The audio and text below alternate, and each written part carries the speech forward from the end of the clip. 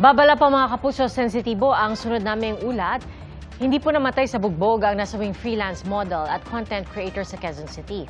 Yan pong lumabas sa autopsy report ng biktima taliwas sa kumakalat na dahilan sa social media. At ang dating nobyo naman na naghatid sa modelo sa ospital, natagpo ang wala ng buhay sa kanyang tinitirhan. Saksi si Darlene Kai.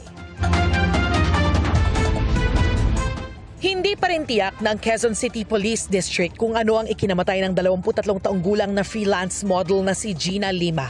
Isinugod siya sa ospital noong linggo nang hindi na raw siya magising. Batay sa resulta ng autopsy, hindi namatay sa bugbog si Gina gaya ng kumalat sa social media dahil hindi raw nakamamatay ang mga nakitang pasa sa kanya. Ang findings po ng autopsy is presence of non-fatal external injuries, presence of heart congestion and congested lungs. Parang bumigay daw po ang puso, parang ganun. Parang humina yung puso niya at saka lungs niya. Kumbaga sa layman's term natin is nanikip yung dibdib. Yun po yung paliwanag po ng doktor.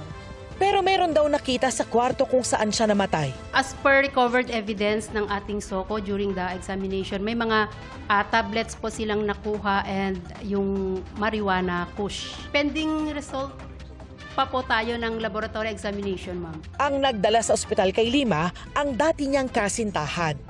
Kaninang umaga, natagpuan na rin siyang wala ng buhay sa tinitirhang bahay.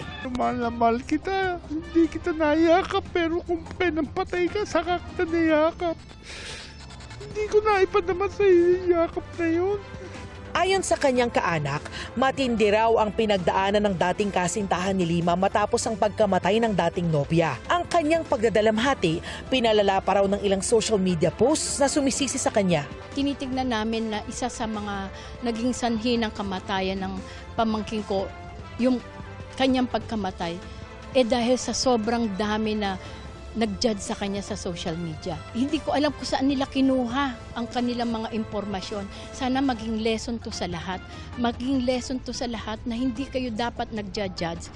Inaalam nyo muna ang istorya.